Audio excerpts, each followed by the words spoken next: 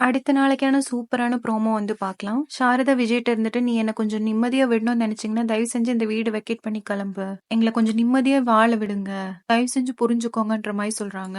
இது கேட்ட உடனே விஜய் இருந்துட்டு, "சரி நான் கெளம்புறேன். ஆனா வந்து காவேரி என்ட்ட சொல்லணும், இந்த வீடு விட்டு நீங்க கெளம்புங்கன்னு. அப்போ நான் கெளம்பிர்றேன்." சாரதா இருந்துட்டு, "அவ்வளோதான் இல்ல. காவேரி சொல்லுவா. சொல்லு காவேரின்னு" சொல்றாங்க.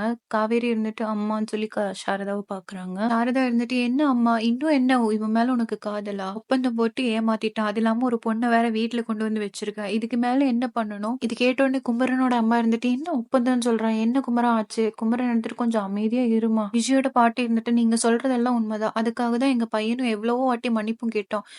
காவேரி தான் வேணும்னு சொல்லி தான் அவ்வளோ வசதியும் விட்டு இங்க வந்து கிடக்குறா. இதெல்லாம் உங்களுக்கு கண்ணுக்கு தெரியலையா? சும்மா எல்லாத்துக்குமே என் பேரன மட்டும் நீங்க குத்தம் சொல்லாதீங்க." இது கேட்டோனே சாரதாக்கு வந்து இன்னும் டென்ஷன் ஆகுது. "இங்க பாரும்மா, நீங்க வந்து உங்க பையன வச்சுக்கோங்க. நாங்க எதுவுமே சொல்லல. எங்கள கொஞ்சம் நிம்மதியா வாழ விடுங்கன்னு தான் சொல்றேன்னு" சொல்றாங்க.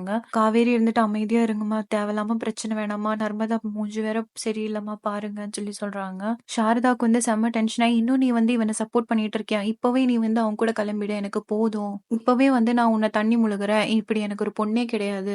இவ்ளோ ஏமாத்துனவன வந்து இன்னும் வந்து மலை மாதிரி நம்பிட்டு இருக்கியா நீயு?" விஜய் இருந்துட்டு, "வா காவேரி, நம்ம வீட்டுக்கே போலாம். நம்ம அதுக்கப்புறமா இவங்கள பேசி புரிய வைக்கலாம்." சாரதா வந்து, "நீங்களே முடிவெடுத்துக்கோங்க. நான் எதுவும் சொல்லலன்னு" சொல்லிட்டு மேல கிளம்பி போறாங்க. குமரனோட அம்மாவும் பாட்டியும் இருந்துட்டு, "இங்க பாரு காவேரி, உன் வாழ்க்கை இப்போ உன் கையில தான். சாரதா சொன்ன மாதிரி நீ வந்து அவங்க கூட போறது தான் கரெக்ட்டா இருக்கும். நாங்க வந்து அப்புறமா சாரதாவ புரிய வைக்கிறேன். நீ கிளம்பு முதல்ல" சொல்றாங்க. இதோட இந்த எபிசோட் முடிச்சிருக்காங்க. காவேரி வந்து விஜய் கூட கிளம்புவாங்களான்னு பொறுத்திருந்து பார்க்கலாம். அதுவரைக்கும் பாய்.